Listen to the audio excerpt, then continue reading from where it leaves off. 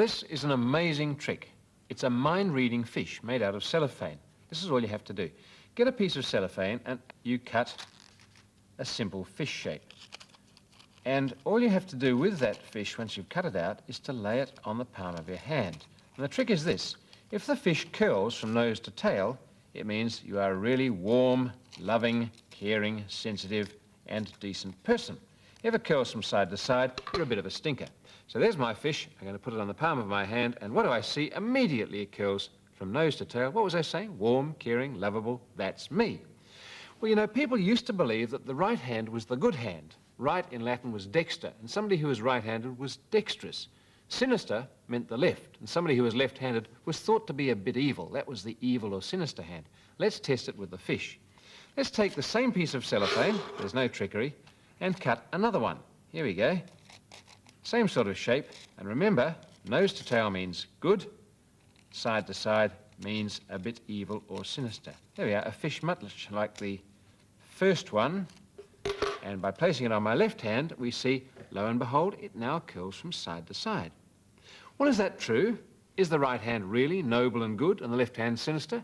Not a bit of it. That's silly superstition. As with most superstitions, there's more to it than meets the eye. What's in this is really the manufacture of cellophane, because cellophane, like other papers, is made out of wood fibre. Stuff like cellulose, the fibres that you get when you chew up celery, tough, stringy things. And in paper pulp, all those fibres are jumbled higgledy-piggledy. But when you manufacture the cellophane or the paper, they're drawn out and rolled out, and all the fibres tend to come to lie together, all pointing in the same direction. So the paper has a grain, and that means it is easily torn in one direction, more than in another. You can see the same thing in newspaper. It's very easily torn down the page like that.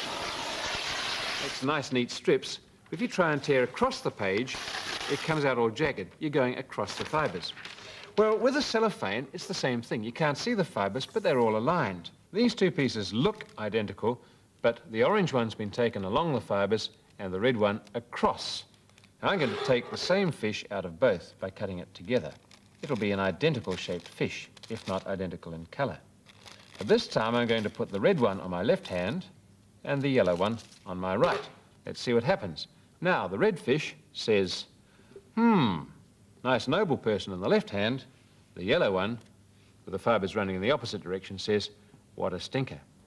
Well, so much for the superstition. And what makes it curl anyway? Simply the moisture in your skin. It rises up into the cellophane, and depending on how those fibres are lying, it makes them swell, and it makes the fish curl in that particular direction. Give it a go. I want to know. Curiosity.